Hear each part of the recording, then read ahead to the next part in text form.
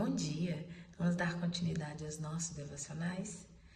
Estamos aí compartilhando, a primeira carta de Paulo aos Coríntios. E hoje, capítulo 16. A coleta para o povo de Deus. Quanto à coleta para o povo de Deus, façam como ordenei às igrejas na Galácia. Paulo está dizendo para os coríntios levantarem ofertas, assim como ele ordenou também, lá na igreja aos Gálatas. No primeiro dia da semana, ou seja, no domingo, cada um de vocês separe uma quantia de acordo com a sua renda, reservando-a para que não seja preciso fazer coletas quando eu chegar. Então, quando eu chegar, entregarei cartas de recomendação aos homens que vocês aprovarem e os mandarei para Jerusalém com a oferta de vocês. Paulo, ele está falando claramente aqui de uma das funções da igreja, que é o dízimo, levantar dízimos e ofertas, inclusive para ajudar irmãos que estão em necessidade.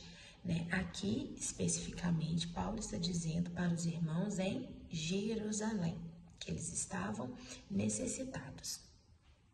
Versículo 4. Se me parecer conveniente ir também, eles me acompanharão. Depois de passar pela Macedônia, irei visitá-los, já que passarei por lá. Paulo, está dizendo então, olha, eu estou chegando aí, Paulo já está dando uma recomendação de que ele vai passar por ali, para aquela cidade. Talvez eu permaneça com vocês durante algum tempo, ou até mesmo eu passe o inverno com vocês, para que me ajudem na viagem, onde quer que eu vá. Desta vez, não quero apenas vê-los e fazer uma visita de passagem. Espero ficar algum tempo com vocês, se o Senhor permitir. Mas permanecerei em Éfeso até o Pentecostes, porque se abriu uma porta ampla e promissora, e há muitos adversários. Paulo está dizendo, então, que ele está ali narrando, o seu roteiro de viagem pelas cidades que ele vai passar. Que ele vai de uma cidade, vai para outra, vai permanecer um tempo, em algumas cidades. E no versículo 9, ele diz assim, porque se abriu para mim uma porta ampla e promissora, e há muitos adversários. Quem abriu essa porta para Paulo? Foi Deus. Foi Deus que abriu a porta. Mas ali se levantou alguns adversários, alguns inimigos, para que essa porta mantivesse aberta. Então aqui, nós entendemos que mesmo que seja uma porta que Deus abriu, não estamos isentos de que venham adversários, de que venham adversidades. Não significa que a porta não foi aberta por Deus. Mesmo que Deus ele abra uma porta e que venham os adversários, nós precisamos ter convicção, se foi Deus. Foi Deus, nós temos que ter a certeza. Não, foi Deus que abriu a porta, Ele que abriu essas portas, mesmo com as adversidades. Então eu vou permanecer. Paulo está dizendo, se abriu aqui uma porta e muitos adversários, mas ele não disse que não iria por causa disso. No verso 10, se Timóteo for, tomem providências para que ele não tenha nada que temer enquanto estiver com vocês, pois ele trabalha na obra do Senhor, assim como eu. Portanto, ninguém o despreze, ajudem-no a prosseguir a viagem em paz, para que ele possa voltar a mim, e eu estou esperando com os irmãos. Então, Paulo dá uma instrução para que aquele povo pudesse cuidar de Timóteo, quando Timóteo fosse ter com eles. Quanto ao irmão Apolo, insisti para que fosse com os irmãos visitar vocês. Ele não quis de modo nenhum ir agora, mas irá quando tiver boa oportunidade. Ou seja, Timóteo está indo, cuida bem dele, mas Apolo não quis ir por agora, ele vai em uma outra oportunidade. E o verso 3 Paulo traz algumas instruções simples, mas objetivas para aquela igreja e para a minha vida e para a sua vida hoje, amém? Ele diz assim: estejam vigilantes, ou seja, estejam atentos, de olhos abertos e percebam principalmente o mundo espiritual. Segundo, mantenham-se firmes na fé, ou seja, uma fé inabalável, uma fé que não se abala, uma fé que não arrasa. Sejam homens de coragem. Coragem não é ausência de medo, mas é ir mesmo com medo. Isso é ter coragem. E sejam fortes. O que é ser fortes? É parar de mimimi. Vamos fazer o que tem que fazer? Então sejam fortes. Façam tudo com amor. O verso 14 só diz assim: façam tudo com amor. Fazer com amor, porque o nosso Deus, Ele é o próprio amor.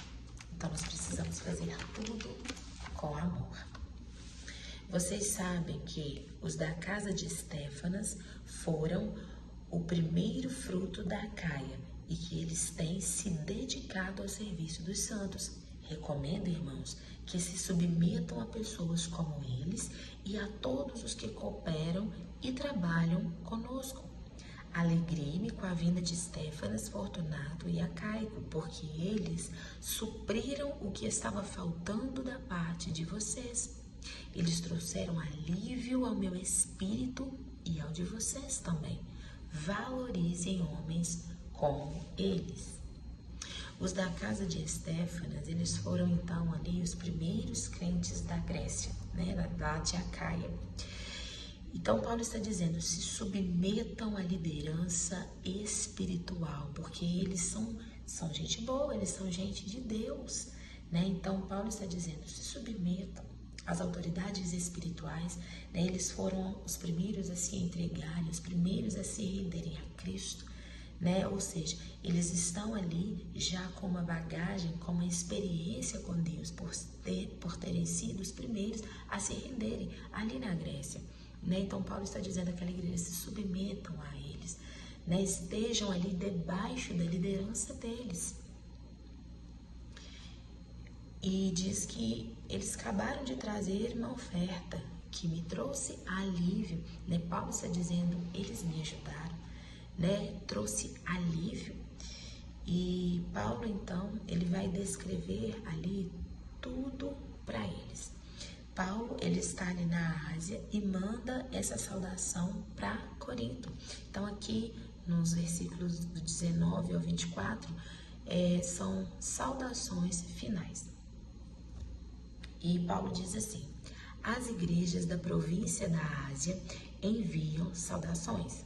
Áquila e Priscila os saúdam afetuosamente no Senhor, e também a igreja que se reúne na casa deles. Aqui, nesse versículo, nós temos 2 pontos. O primeiro, que ele diz Áquila e Priscila, ou seja, ele está dizendo para um casal. Então, tanto o ministério dos homens quanto das mulheres estava sendo valorizado, porque eles estavam também valorizando a família, Áquila e Priscila. E o segundo ponto é que havia uma igreja que se reunia na casa deles. E hoje, né, nós não podemos fazer diferentes. Nós precisamos seguir essas instruções também para a nossa vida hoje, porque a gente se reúne na igreja, em comunhão com os irmãos e também na nossa casa, tanto com a nossa família quanto em célula, né? Uma igreja em célula é uma igreja que senta também à mesa, né? E aqui, como está dizendo, se reúne na casa deles. A gente senta à mesa e a gente estuda a palavra também juntos em casa. Todos os irmãos daqui enviam saudações. Saúdem uns aos outros com beijo santo. Eu, Paulo, escrevi essa saudação de próprio punho. Se alguém não ama o Senhor, seja amaldiçoado. Vem, Senhor. Paulo está dizendo aqui também, né, saúdem uns aos outros, né, abraçar, comunhão, beijo santo, ou seja, sem maldade, né, no mundo que a gente vive hoje de tantas maldades, né, de tantas perversidades, né, Paulo que ele nos remete, né, ele nos faz lembrar que sim, existem comunhões que podem ser e precisam ser de forma pura, né? Um beijo santo, um abraço sincero, né? Estar em comunhão. Se alguém não ama o Senhor, seja amaldiçoado. A base da vida cristã é amar a Cristo.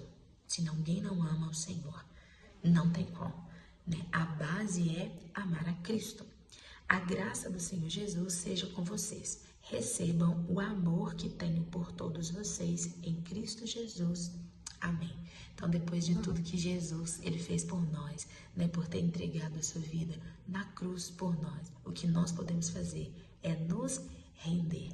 E nós recebemos o amor de Deus e assim a gente pode amar uns aos outros com pureza de coração, com sinceridade. Amém? Deus abençoe.